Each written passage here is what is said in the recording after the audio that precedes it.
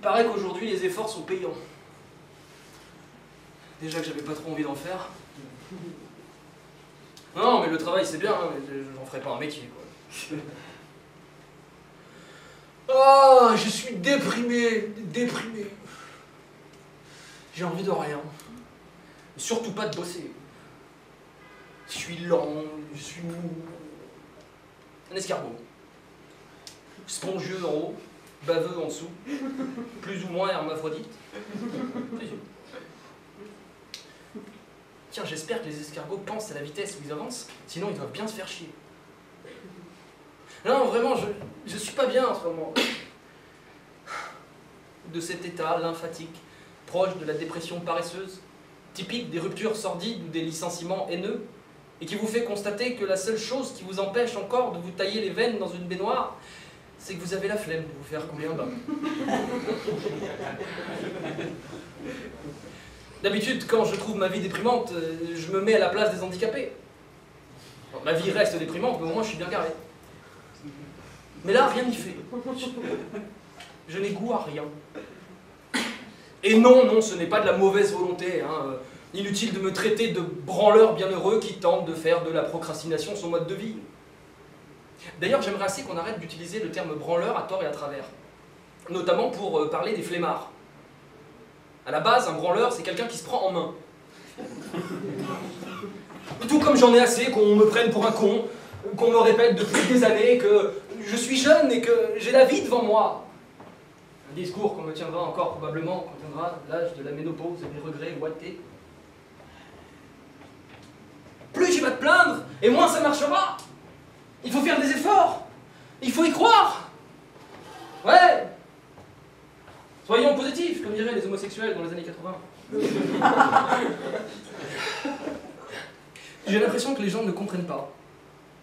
Est-ce mon masque jovial, mon teint de rose et mon corps de sauveteur en mer qui vous empêchent de constater mon état psychologique? Avez-vous tous oublié le spectre noir de la poisse qui colle à ma peau comme le reflux d'un dégazage sauvage sur le corps du sauveteur susditement utilisé comme image? Oui, c'est un peu compliqué, mais je suis obligé de forcer votre attention dès le début, sinon vous allez être paumé. Car oui, fit des remarques acerbes qui tentent de me culpabiliser en me disant que je ne suis pas plus malchanceux qu'un autre. Je possède bien ma carte de fidélité à la loose la plus totale.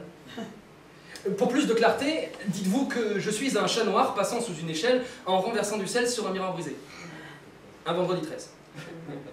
Alors on me dit, oui mais tu es comédien, tu travailles dans le milieu du théâtre et du cinéma, tu devrais t'estimer heureux, tu fais le métier que tu aimes. Certes, je ne travaille pas à l'usine. Mais quand on court depuis des années sur un chemin semé d'embûches, et qu'on se ramasse lamentablement sur chacune d'entre elles, juste pour arriver à monter un minuscule petit projet, la magie n'opère plus. Je suis là. Enfin, pas là, hein, là. Je ne m'épanouis plus. Je cours après un rêve, bien peu aidé par un talent proche de la catastrophe. Hein? Je veux dire, oui, peut-être qu'à une certaine époque, je pouvais encore donner le change et émerveiller quelques ahuris peu regardants sur la marchandise. Mais aujourd'hui, il n'y a plus que la pellicule que j'impressionne encore. Enfin, que pourrais-je bien faire d'autre? Je serais incapable d'avoir un métier normal. Non, que je les apprécie ou non, il y a un tas de métiers que je respecte énormément, tout simplement parce qu'ils impressionnent bien plus que le mien. Par exemple, les types qui ont convaincu les aveugles de porter des lunettes de soleil étaient quand même des putains de commerciales. Jamais j'aurais pu faire ça. Et il y en a bien d'autres comme ça, des métiers absolument magiques, des associations qui vendent du rêve. Devrais-je, pour vous convaincre, vous conter l'histoire du célèbre Lord Facial? Jacques était son nom. Il était serveur et artiste de cirque. Il dressait les tables au fouet. Il mettait de bonne humeur tous ceux qu'il rencontrait, et ceux-ci l'apostrophaient alors « Hé, Jacques Facial! Mais nous en plein la vue !» Ou bien celle d'Henri Labuffle, qui était cinéphile et professeur d'aïkido, et matait ses films d'un coup sec derrière la nuque. Voilà des métiers qui ont de la gueule. Je ne cesse de m'interroger sur les raisons qui me poussent à choisir telle ou telle voie professionnelle. Je veux dire, Les proctologues. C'est les mecs qui ont perdu un pari. Je ne peux pas décemment imaginer qu'à la question « Qu'est-ce que tu aimerais faire plus tard ?», un petit garçon réponde le plus simplement du monde « Je veux mettre mon doigt dans le cul des gens ». Enfin si, un gamin il en est bien capable. Mais vous vous imaginez, au lycée, au moment de choisir votre orientation professionnelle, écoutez, j'ai une passion dans la vie, les rectums malades. Ça dépasse l'entendement. Pourtant l'entendement c'est déjà pas mal. J'ai déjà beaucoup moins de mal à comprendre les gynécologues. Ah oui, les gynécologues, c'est le coup du risque, le 50-50. Il faut avoir de sacrées baloches pour faire ce métier, surtout quand on est un homme. Le gynécologue sait pertinemment qu'il a autant de chances de tomber sur Consuela, danseuse brésilienne de 22 ans, à la peau nacrée, au parfum sucré, légèrement nymphomane, que sur sœur Marie-Geneviève, pensionnaire grabataire du couvent des Deux Bigotes, à l'hygiène alternative, et qui serait encore vierge puisqu'elle ne s'était pris les pieds dans sa canne mercredi dernier. Non, je n'ose imaginer l'effet de ce métier sur la libido du pauvre homme. Le médecin ayant rarement envie de ramener du travail à la maison. C'est qu'en plus, on finit par acquérir des réflexes professionnels. Alors, vous imaginez, s'il rentre un soir pour découvrir sa femme alanguie, nue sur le lit, et lui susurrant « Fais-moi ce que tu veux ». Eh bien écoute, on va commencer par un petit frottis, ensuite on vérifiera l'état de ton utérus. Non, je n'ose imaginer le choix cornélien que doit être celui de l'étudiant intéressé par la gynécologie. Vous savez ce que c'est qu'un choix cornélien? Choix cornélien, non masculin, se dit d'un dilemme difficile à résoudre. Exemple, avoir un moustique sur les couilles. D'autant qu'en tant qu'homme, on a vite fait de passer pour un pervers sexuel. Tant sont nombreux les exemples de dérapage dans la presse à scandale. Non, certains rendez-vous doivent être assez rigides.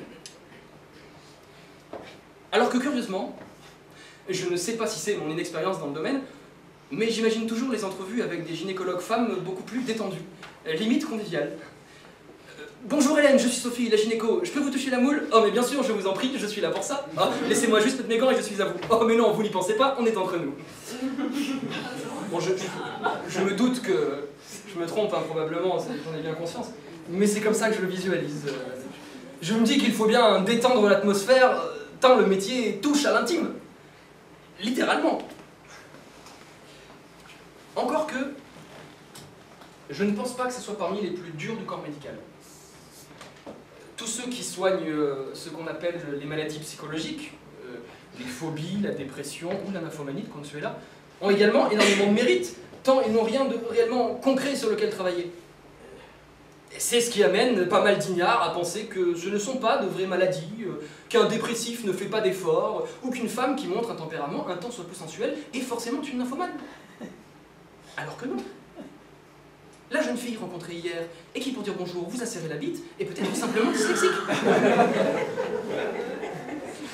Une nymphomane, c'est une fille qui à la question « Est-ce que tu as déjà bouffé des couilles de taureau ?» vous répond « Sûrement, je m'intéresse pas trop à l'astrologie. » On déconne, mais c'est une vraie maladie la gynécologie. La nymphomanie, c'est pas une maladie. Non, c'est une vraie maladie la nymphomanie. Ça peut être grave, hein. Et ne vous faites pas d'illusions, vous les petits malins qui voulez tous avoir une copine nymphomane, cela a de grandes chances d'être également très désagréable pour le conjoint. Vous imaginez? Une addiction pathologique au sexe, ça peut finir par être épuisant. Combien on finit par être lyophilisé? Croyez-moi. Enfin, je dis croyez-moi, mais j'en ai pas personnellement fait l'expérience, hein. Loin de là. Seulement, je ne sais que trop bien ce qu'est être dépendant et subir une addiction. À une époque, je me faisais un rail de coke par jour. J'ai fini par arrêter, ça me coûtait trop cher en canette. Mais ça m'a bien montré à quel point il est difficile de se sortir de ce genre de situation et à quel point n'importe quoi peut devenir une addiction. La drogue, l'alcool, le sexe, les sandwichs en triangle, le sport, le travail, même une personne. Et c'est probablement encore plus terrible et nocif vu le côté émotionnel de la chose. Non? J'ai l'impression de vous avoir perdu. Excusez-moi, c'est un peu compliqué d'exprimer ça comme ça à brûle-pourpoint. Bah, chante-le. Hein? Chante-le. Qu'est-ce que... Ne m'interrompez plus jamais, jeune homme, c'est très dangereux ce que vous faites, vous risquez votre vie. Non mais carrément, il a raison, chante-le. Non mais je vais pas... Vous commencez à me gonfler, toi. Je vais pas le chanter, j'ai rien, j'ai pas d'accompagnement, j'ai même pas quelqu'un pour faire la rythmique. Qui va faire la rythmique, toi? Bah non, lui là-bas. Ah non. Ok. Oh putain.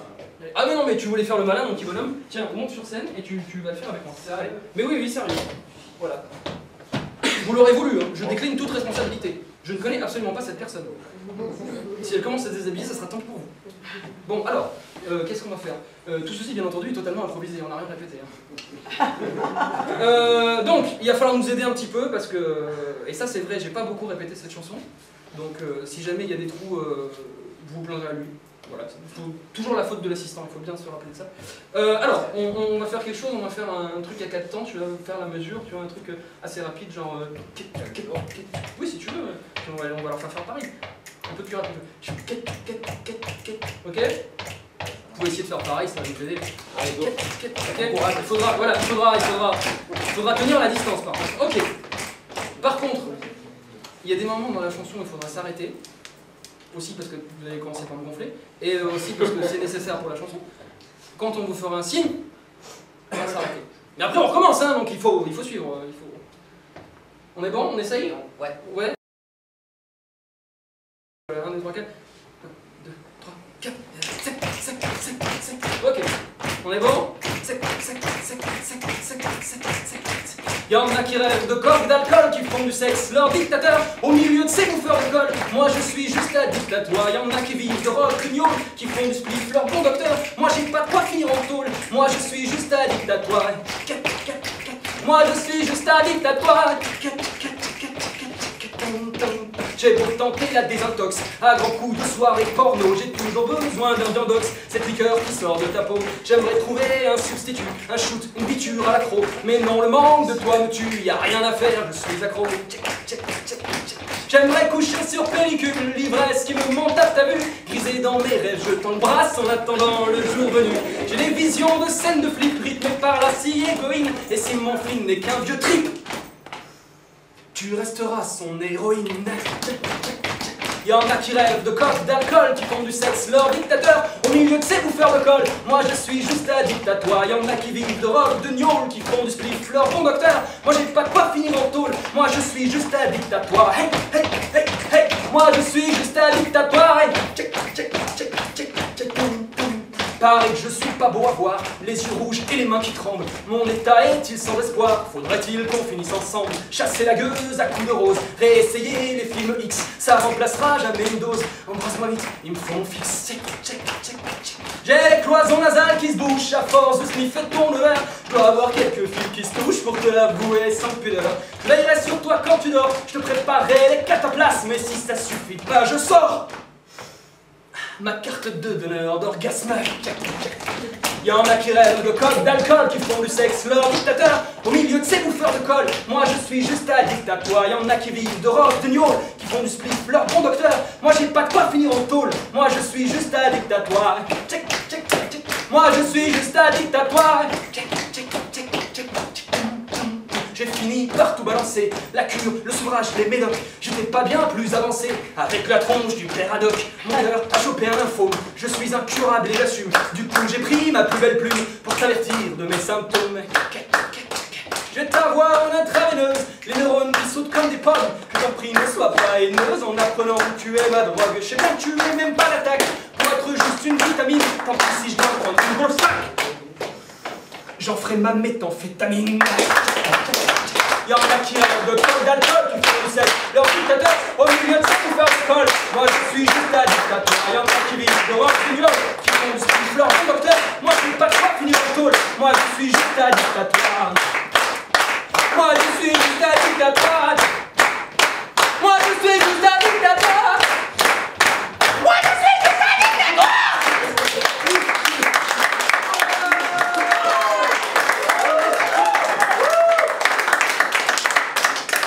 Qui arrive avec vos conneries. Je vais pas finir en un seul morceau. Bon voilà, du coup, je vais devoir continuer en étant super essoufflé. Merci vraiment.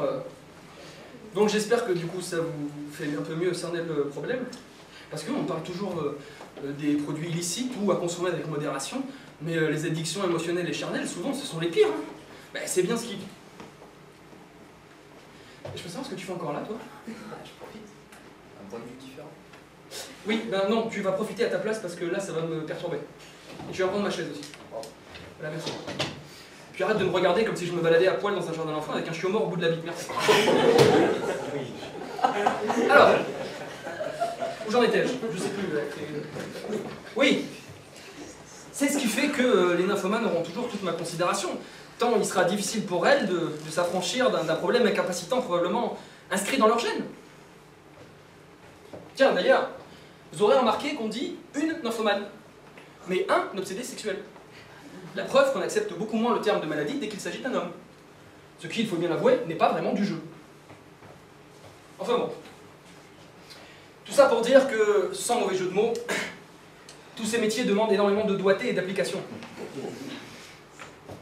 Au final, la seule différence entre la médecine et la musique, c'est qu'en médecine, plus c'est aigu et plus c'est grave. Ça et le fait qu'en général, en musique, on n'insère pas de doigts dans l'anus.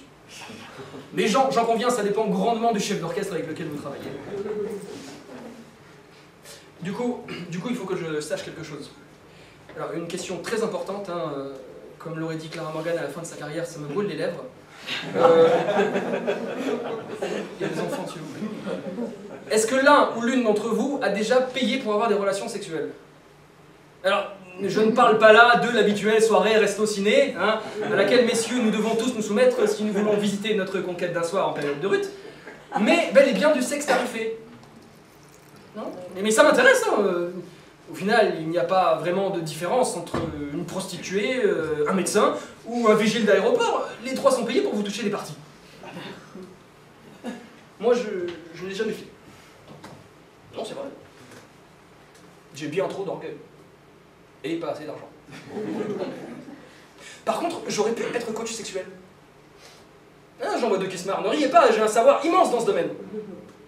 La dernière fille à qui j'ai parlé de ces nombreuses zones érogènes a voulu m'épouser. Non, rassurez-vous, elle n'est pas dans la salle. Je veux pas d'ennui avec les conjoints respectifs. Certes, la plupart sont taillés comme des allumettes, mais du coup, c'est des sacrées têtes brûlées. Enfin bon. Tout ça ne va pas combler le vide qui est en moi, toujours sans mauvais jeu de mots.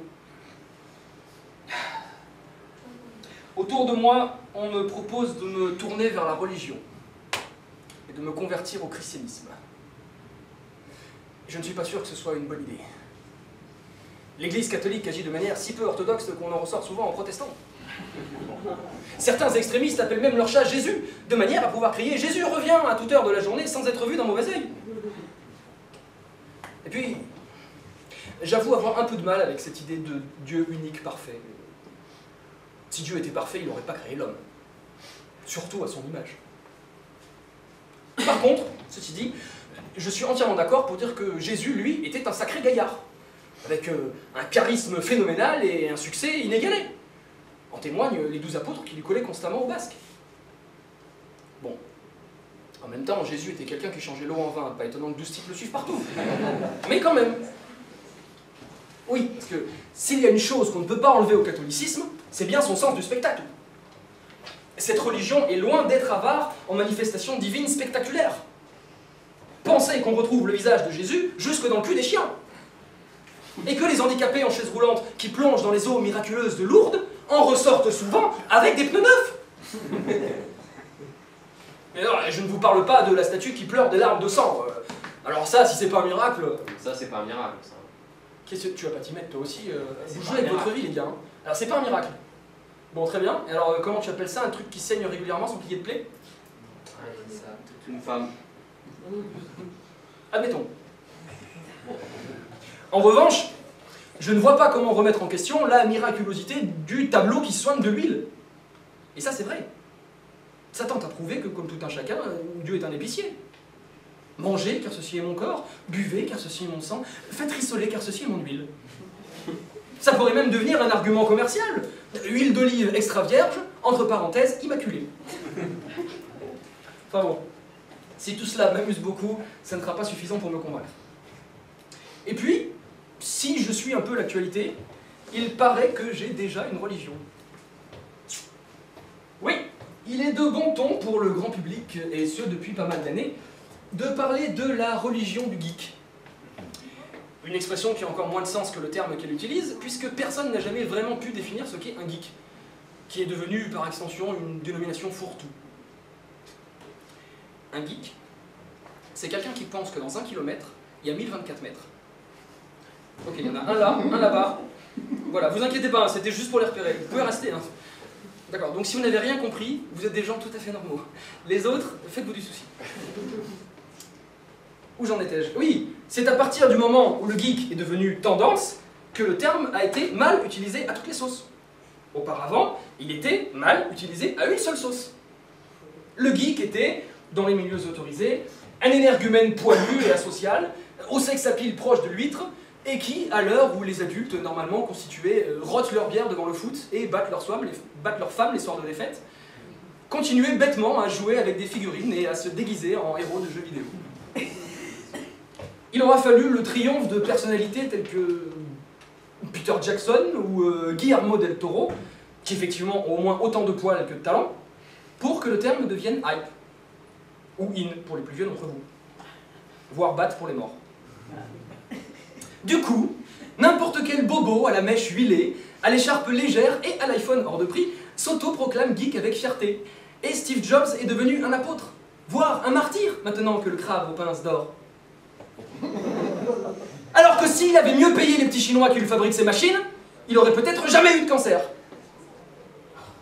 Mais oui, aujourd'hui, le geekisme est pratiquement affilié à une religion. Ce qui est ridicule. On sait bien que quand un geek meurt, il va à la corbeille. Ceci dit, je peux comprendre la méprise. Il y a une toute-puissance dans le monde de l'informatique qui peut facilement forcer le respect.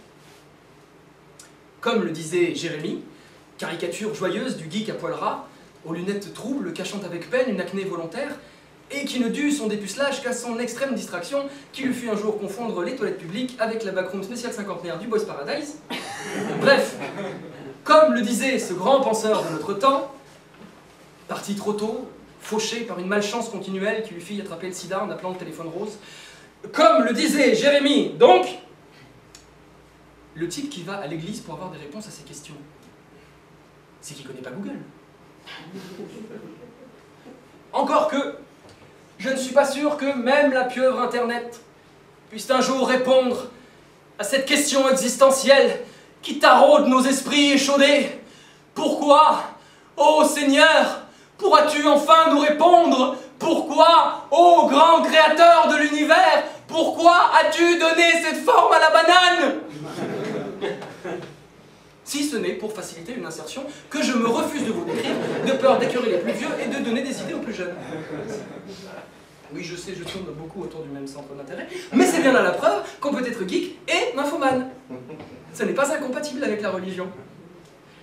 Et à force de sexe virtuel, on acquiert même des capacités ahurissantes, quasiment surhumaines.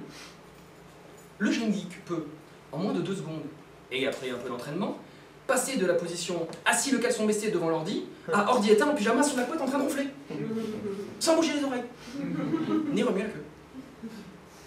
Bon, là on dirait que je me moque, mais croyez-moi, je n'oserais pas.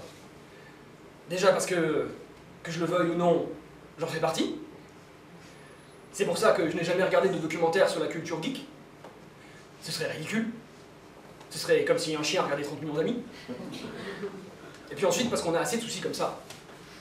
La congrégation est déjà assez mise à mal par une bande de crétins gouvernementaux occupés à nous convaincre que le téléchargement s'apparente à du vol, quand la place de cinéma pour aller voir des bourgeois français s'engueuler dans un appartement haussmannien, le tout sur un écran flou, dans une salle remplie d'acnéiques braillards et d'émanations popcorniennes, a dépassé les 10 €.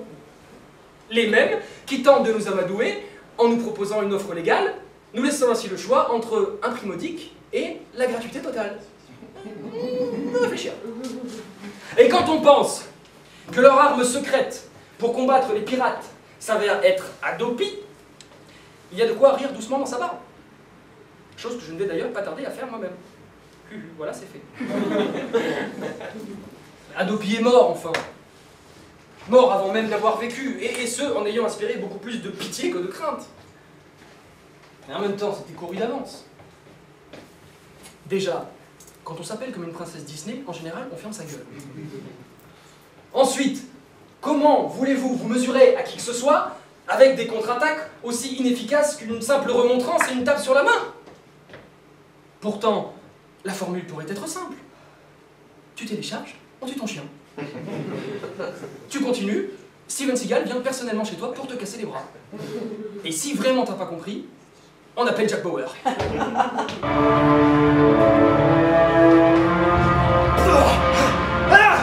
Where is the fucking torrent? You put the mouse down now! T'as beaucoup moins envie de faire le con, hein? Maintenant c'est trop tard. La guerre est déjà perdue et les gouvernements font ce qu'ils peuvent pour conserver la tête hors de l'eau. Il paraît que les Chinois essaient de brider l'Internet. Ceci dit, loin de moi l'idée de leur jeter complètement la pierre. Je peux très bien comprendre que la technologie aille trop vite pour certains. Moi-même qui vous parle, je ne suis pas toujours à la page et j'ai souvent du mal à l'appréhender. L'obtention de mon premier portable fut un véritable calvaire. Déjà, quand on m'a demandé de payer pour un forfait bloqué, j'ai commencé par faire la gueule. Bon, une fois compris le jargon opaque des pourvoyeurs d'addiction numérique, il m'a quand même fallu imprimer un RIB. Et croyez-moi qu'à cette époque, dès qu'il s'agissait d'utiliser un ordinateur, je réfléchissais en 56K. Mais c'est qu'il y a de quoi devenir dingue. Vous avez réussi, après moult essais infructueux, à récupérer le document tant recherché depuis le site de votre banque. Vous avez tout branché pour pouvoir l'imprimer, et là, apparaît sur l'écran un message d'erreur. L'ordinateur ne peut accéder à l'imprimante. Je peux accéder à l'imprimante. À ce niveau-là, c'est simplement de la mauvaise volonté. Bon, j'ai fini par me procurer le divin papier, et c'est à la boutique de l'opérateur, au moment de payer, qu'un nouveau terme abscon est venu s'imposer à moi. Sur la machine du vendeur était inscrit « Insérez votre carte jusqu'à la buter ». Je veux pas buter ma carte. J'en ai encore besoin. Et j'ai eu exactement le même problème au moment du premier allumage de l'engin. Entrée PIN. Moi je veux bien, mais ça va pas rentrer. Hein. Sans vouloir paraître prétentieux. Hein. Non, c'est diaboliquement tendancieux, je suis désolé. Quant au langage générationnel des textos, alors là, mes pauvres enfants, j'étais complètement largué. On me demandait constamment, voulez-vous supprimer l'accusé? Je sais pas, c'est quand même une grosse responsabilité. De quoi est-ce qu'il est accusé d'abord? De réception. C'est tout? N'est-ce pas un peu sévère? Non mais tu vas quand même pas le garder en mémoire. Si, quand même. Si je dois supprimer un innocent, je vais m'en rappeler. Bon, on a fini par m'expliquer le fonctionnement de l'engin, hein, bien entendu. Mais j'avoue avoir toujours un pincement au cœur à la vue de l'inscription « Suppression de l'accusé en cours ». Bon, en même temps, il faut dire que les machines et moi n'avons jamais été en très bons termes. Mais c'est pas totalement de ma faute, hein. C'est juste que j'ai la fâcheuse habitude de tomber sur les mauvais éléments. Par exemple, par 2 fois, ma voiture a été une Skoda. Pour ceux qui ne connaissent pas, la Skoda est une voiture qui roule sous Vista. Dès que vous ralentissez, elle a tendance à prendre l'initiative et à s'arrêter d'elle-même. Du coup, au moindre pépin, vous revient un vieux réflexe Windows, vous coupez le moteur, vous fermez toutes les vitres, vous videz le coffre et vous essayez de la redémarrer. Remarquez, ça aurait pu être pire, hein, je peux m'estimer heureux. J'aurais pu avoir une BX. Ah. Peut-être n'avez-vous pas connu la glorieuse époque des Citroën BX. Nous étions un petit groupe d'amis à l'époque, au conservatoire de théâtre, qui avions des passe-temps pour le moins singuliers, comme par exemple aller au McDonald's et commander sa nourriture en alexandrin. Dépêche-toi morue d'apporter mon Big Mac ou à mon pied au cul s'ajoute quelques claques. C'est un exemple, hein. Et un de ces passe-temps était donc de vouer un culte à la BX. du genre de ceux qu'on voue aux nanars du cinéma. Vous voyez, une sorte de vénération ironique qui nous prenait beaucoup de temps et que nous assumions totalement. Nous avions même écrit une chanson à ce sujet, sur un air connu. Vous voulez que je vous la fasse? Oui! Bon, d'accord. C'est bien parce que c'est vous. Alors, par contre, je vais pouvoir vous la faire comme ça, je serai totalement ridicule. Il va falloir... accessoiriste! Putain, ça marche.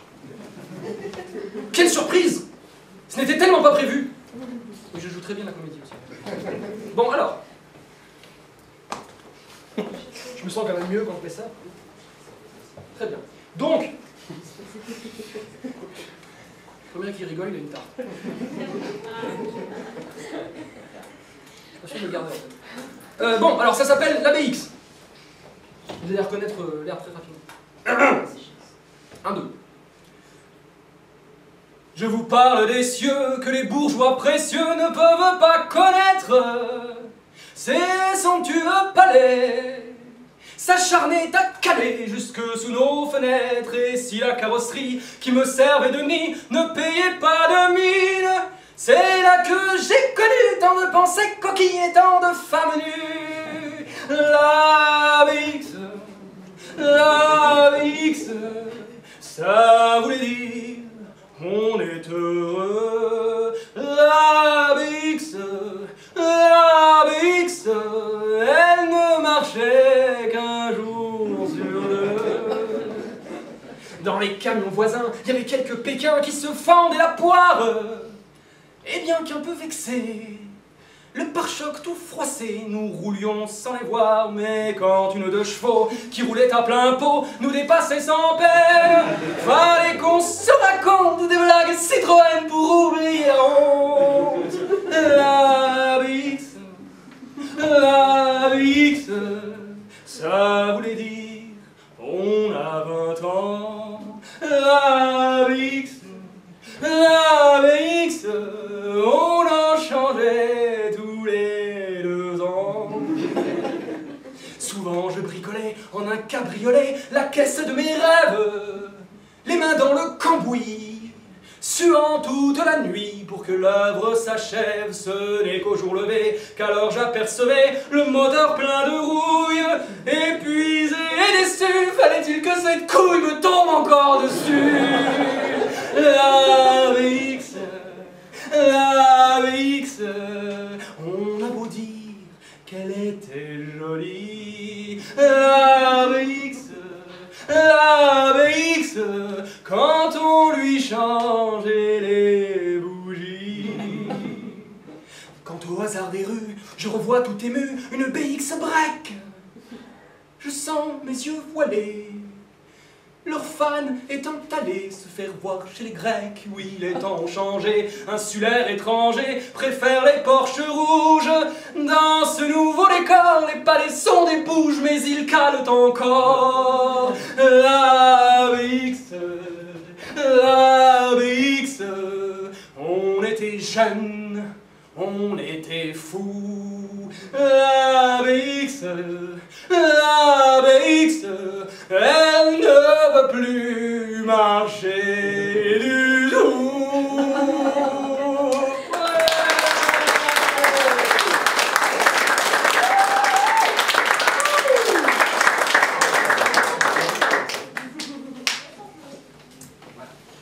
Tout ça pour dire que l'ABX, tout comme la Skoda, était une voiture plus ou moins estampillée Microsoft, et qui souffrait des mêmes problèmes que la firme à la fenêtre.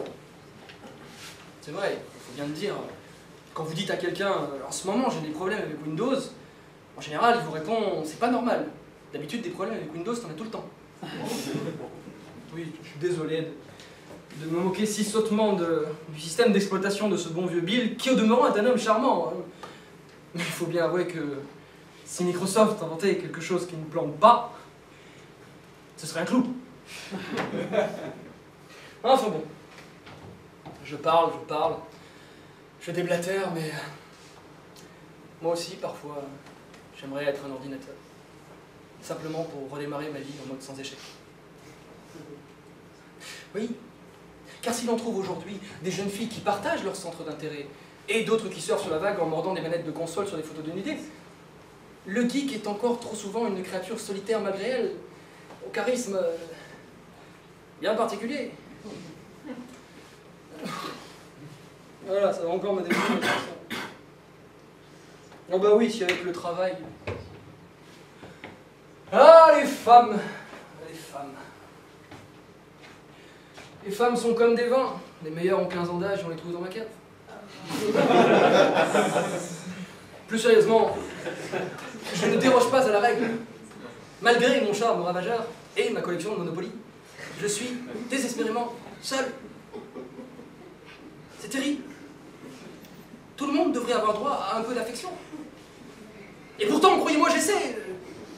Je rencontre des gens, j'étudie le phénomène, j'étrenne des techniques, je potasse des positions. Et ce, depuis mon adolescence. Je suis devenu un expert en relations amoureuses sans jamais en réussir aucune.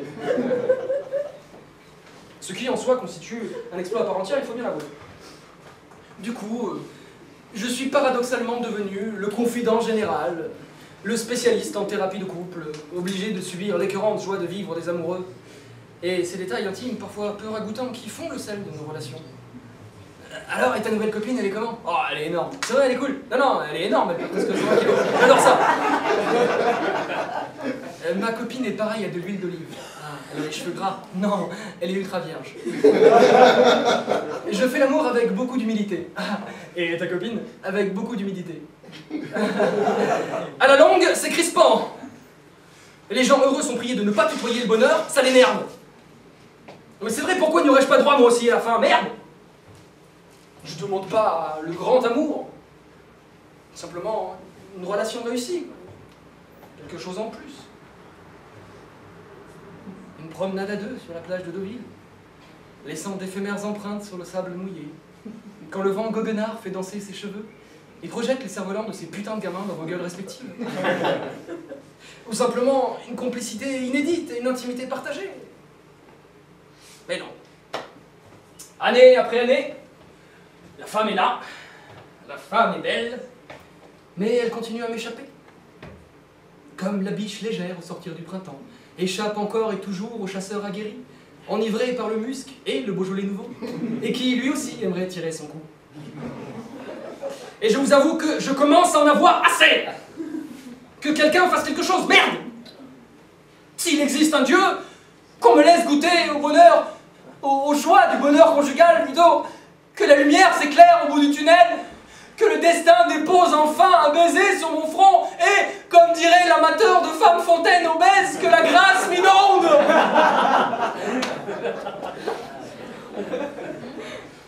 Pour l'instant, toujours rien. Mais je ne désespère pas.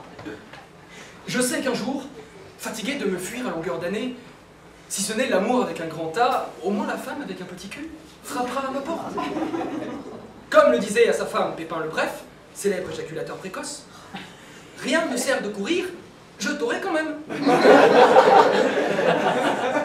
Et sa femme, Berthe au grand pied, de lui répondre qu'elle ne se laisserait pas marcher dessus.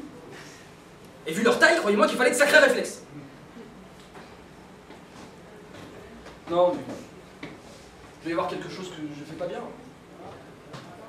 Une attitude, un manque de confiance en soi, un comportement de bonne poire rédhibitoire commun à de nombreux désespérés chroniques et qui n'est pas fait pour attirer les foules.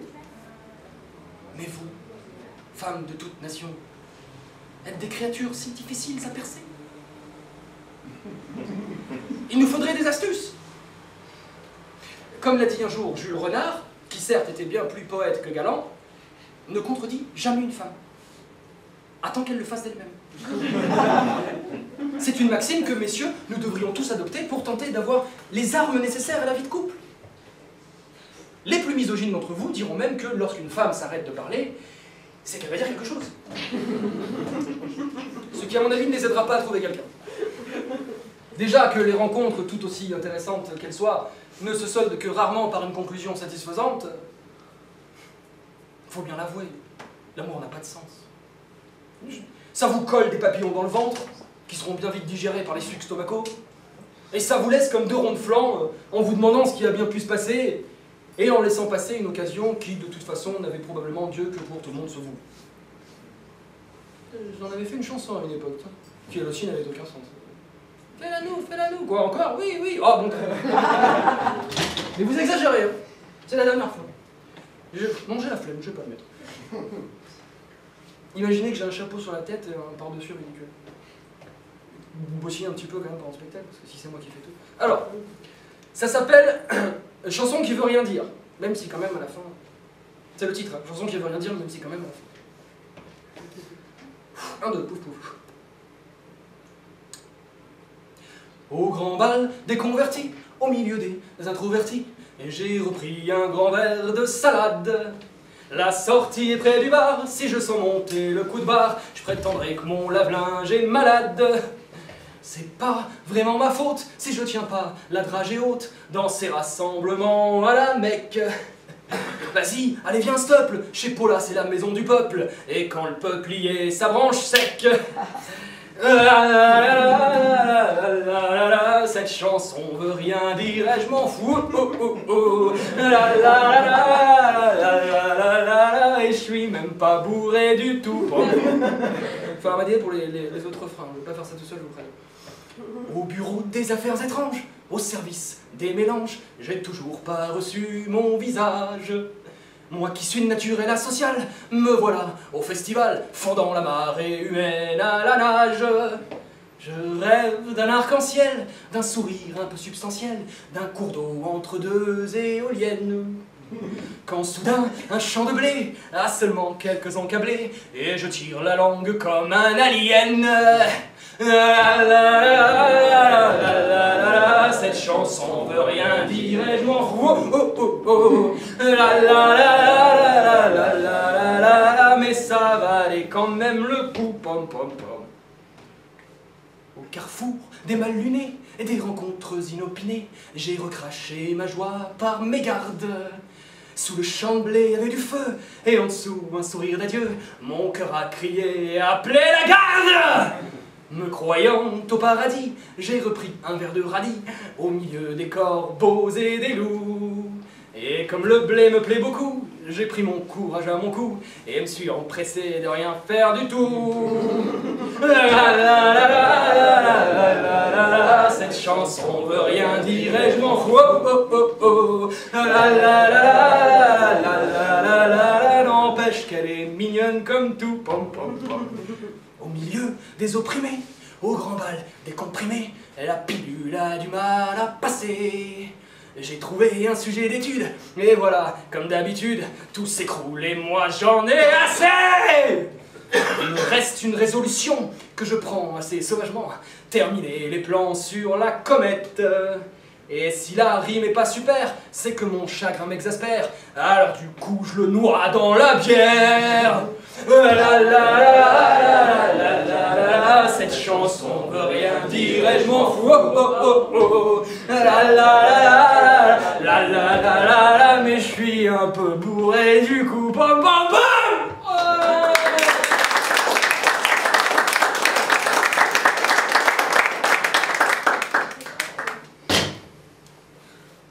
La confiance. La confiance au sein du couple. Voilà le vrai problème aujourd'hui. Loin des soi-disant différences entre les deux sexes, prônées par les humoristes neuneux à la mode, et qui démarrent tous leurs sketchs aussi drôles qu'une lettre de suicide par « Vous avez remarqué que les hommes et les femmes, c'est pas pareil ?» Oui, j'avais remarqué, espèce de connard. J'ai pas attendu mon premier touche-pipi pour constater de notables différences, ne serait-ce qu'au point de vue visuel. Même un aveugle l'aurait remarqué. Et lui, il a que ses mains pour constater.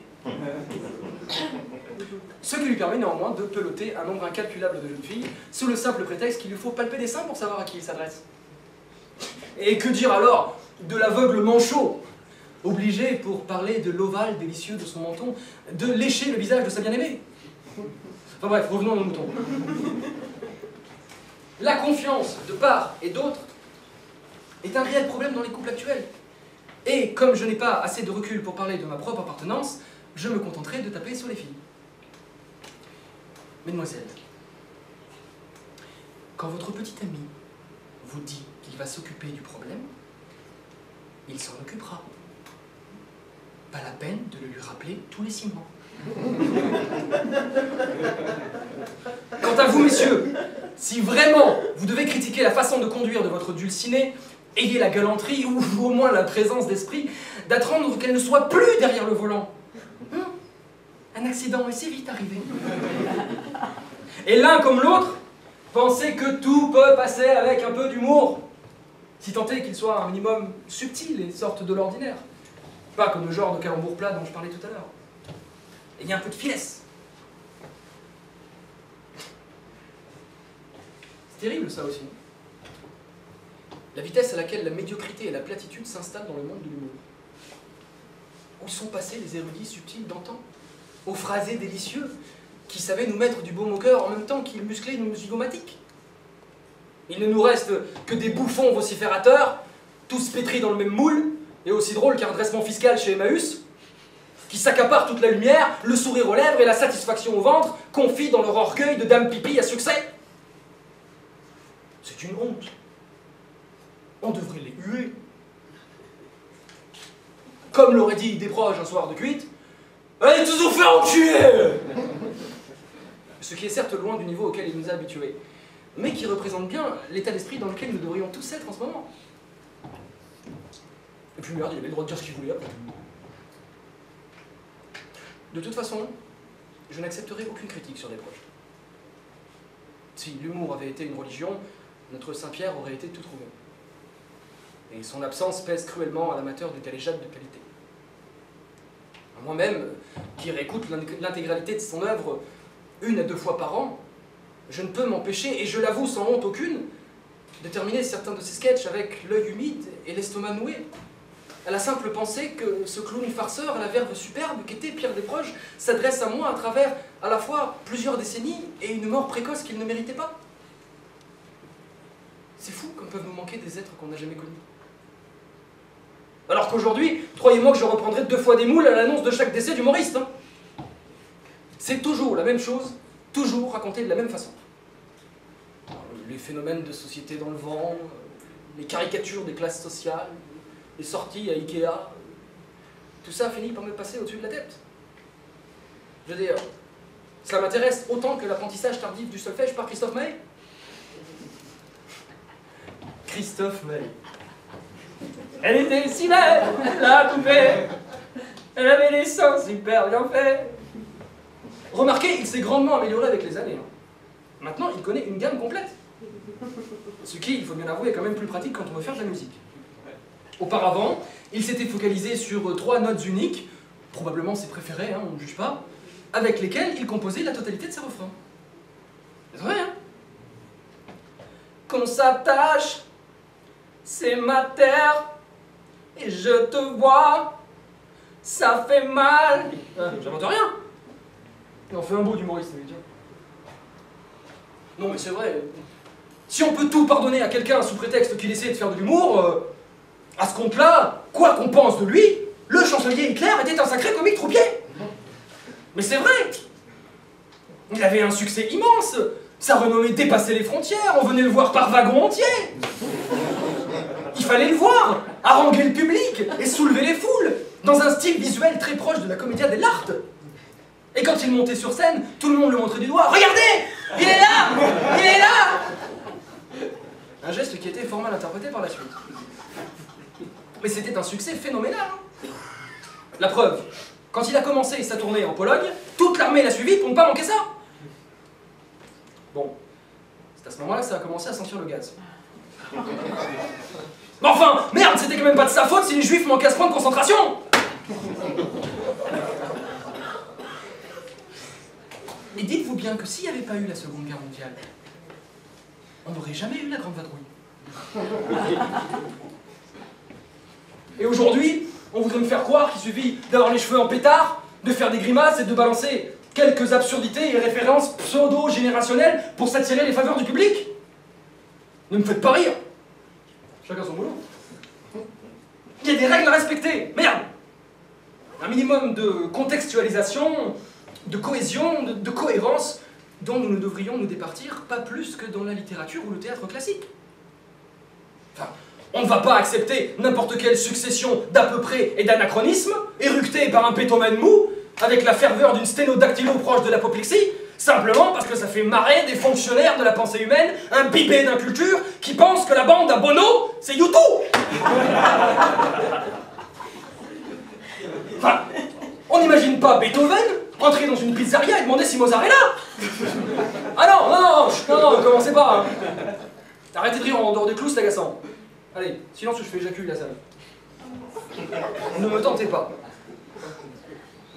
D'accord, c'est marrant, c'est une raison pour rire. Non, mais vous avez raison en fait. C'est moi qui me bourre. Puis c'est peine perdue. Le combat est perdu d'avance. Et puis j'ai tort de casser du sucre sur le dos de ces pauvres airs qui, eux aussi, ne cherchent qu'à gagner quelques deniers en se prostituant peu à peu. Et puis, je peux toujours les traiter d'abrutis, mais on est tous l'abruti de quelqu'un. C'est vrai. Comme le disait Confucius, ou était-ce Jean-Claude Van Damme? En tout cas, c'est un type qui disait pas que des conneries. Si tu tapes ta tête contre un vase et que ça sonne creux, n'en déduis pas forcément que c'est le vase qui est creux. Non, définitivement, je ne peux décemment pas attaquer gratuitement mes compatriotes, quelle que soit leur insuffisance jubilatoire. Certes, je ne respecte ni eux ni leur public, mais je suis bien obligé d'accepter leur omniprésente fatuité, puisqu'elle provoque l'hilarité des foules. Bon. Puis au final, que sont quelques piques légères face à la férocité quasi misanthrope de mes prédécesseurs? Reprenez des proches, par exemple, puisque j'aime à le citer pour me donner une contenance. S'il était encore des nôtres aujourd'hui, il aurait verbalement assassiné les épileptiques de l'humour qui pullulent sur nos scènes. À côté, moi, je ne fais que leur souffler mon haleine dans les narines. Ce qui reste néanmoins assez désagréable, vous en conviendrez. Surtout le premier rang. Enfin bon, en même temps, ce sarcasme virtuose, c'est aussi pour ça qu'on l'aimait, Pierre. Personnellement, il m'a apporté une inspiration que je n'attendais plus depuis des années.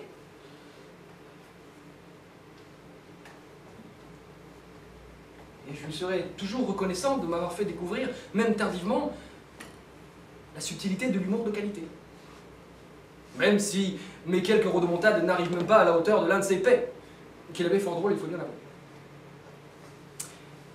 Du coup, c'est pour ça que, si vous me le permettez, je voudrais terminer par un hommage à ce grand rapporteur, une bafouille hein, qui, du haut de son arrogance, aimerait beaucoup se hisser au niveau de ses chroniques de la haine ordinaire. Bon, je dis si vous le permettez, mais en fait, même si vous ne le permettez pas, je vais le faire. Hein. C'était juste pour être poli, quoi. Bon, allez. Alors, ça s'appelle Chérubin. En un seul mot, hein, c'est pas l'histoire d'un mec qui s'appelle Hubin. Non, parce que... Alors, il est dit, qui y croit peut toujours faillir, mais qui le sait est invincible. C'est ainsi qu'un homme s'en va, les poings dans ses poches recousues. Il va sur un chemin de fer. Un chemin de fer blanc. Blanc comme des dents bien propres, mais passons. Deux radines, des poulets font les coqs devant des poules coquettes, une chauve-souris sans qu'il lui rende son sourire. Mais l'homme est heureux, si l'on peut dire. Comme lorsque le soleil brille, mais qu'on sait qu'il pourrait briller plus fort. Et l'homme croise une fille qui s'éteint, en brune, pour faire plaisir aux fleurs, qui n'en demandaient pas tant. Et la lumière, qui s'est éteinte aussi, se rallume, et l'espace d'un instant éblouit le soleil. Le soleil s'éclipse. Et à l'endroit précis où la belle est passée, apparaît Cupidon, l'angelou, dans un silencieux. Avec ses cuisses dodues, ses fesses potelées, des ailes bien nourries au lait de nuages, des boucles blondes et deux yeux grands ouverts comme deux grandes lunes bleues, l'air de dire « Qu'est-ce que je fous là ?» Et l'homme a tout vu. Les rats souris, les poules mangent des œufs à la coque, et la chauve trouve ça un peu tiré par les cheveux. Ou quelque chose comme ça. Et personne ne voit l'angelou, sauf l'homme, qui sait très bien pourquoi il est là. Déjà, l'angelot prépare ses armes. Il a sorti son arc d'une aile et son carquois de l'autre, un sourire plein de dents, des yeux pleins de malice. Il semble vouloir dire « Toi, tu vas morfler. » Mais l'homme est déjà prêt. Prêt à en découdre. Il est prêt à en découdre les poches qu'il avait recousues, c'est dire. Tes flèches font tant de bien, et ensuite tant de mal. Je n'ai pas besoin de toi, dit-il à Cupidon. Et Cupidon répond, il ne faut pas avoir peur de l'amour. Après tout, l'amour n'est qu'un baiser qui dure toujours. Et sur ces belles paroles, le combat commence. L'homme s'empare d'un tournesol qui traînait là, dans un coin, et qui n'avait rien demandé à personne. Et il vise la tête. Cupidon sent ses boucles se dresser. Le tournesol aussi. Il faut que je retourne au sol, il pense, le tournesol. Alors qu'il fend l'air vers le nez de l'angelot, le tournesol crie. Mais Cupidon l'évite au dernier moment, et ses pétales poussent tous un ouf de soulagement. L'homme a beau brasser de l'air à coups de tournesol, l'angelot est trop rapide. Il virevolte autour de lui comme le cours de la bourse. Et l'homme ne peut que lâcher son tournesol sur les Dora qui n'avaient pas fini de dîner. L'homme aimait ses sourires au coup de fouet. Cupidon, ta gueule. Cupidon devient grossier, alors c'est qu'il n'est plus temps de souffler des vers, et même des vers à pied. Cupidon décoche en cadence. Une volée de flèches se déploie en sifflant à tue-tête. L'homme hausse un sourcil, et il évite les traits au ralenti dans un déhanchement spectaculaire, et dans le plus grand silence, simplement interrompu par le cri d'une poule touchée par une flèche perdue. À court de munitions, Cupidon fonce tête baissée. L'homme l'accueille à poings ouverts et du revers de la paume, mais Cupidon est déjà derrière. Il la grippe par les cheveux, lui met les ailes devant les yeux et en grognant, le frappe à grands coups de pied dans le cou. Des coups dans le cou tout à coup et sans à coup, ça secoue beaucoup. Cupidon s'amuse comme un petit fou. Et puis il se souvient que c'est le cœur qu'il doit viser. Alors, il lui lâche les cheveux, arrête de lui mordiller l'oreille et lui enlève les ailes de devant les yeux. Ouh, le sang de l'homme ne fait qu'un tour. Ou un tour et demi à la rigueur. Il recrache des plumes.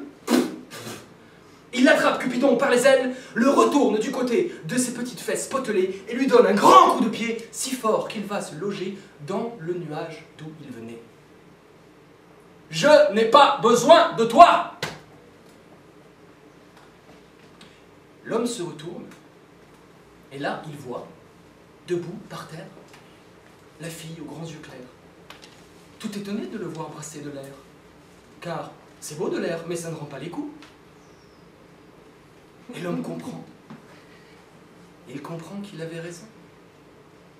Ils se regardent un instant et, sans dire un mot, s'en vont. Bras dessus, bras dessous. Ils se sont trouvés, sans que l'angelot vienne fourrer son nez. Tout seul, comme des grands. Car l'homme savait, qui y croit peut toujours faillir, mais qui le sait est invincible. Merci bien.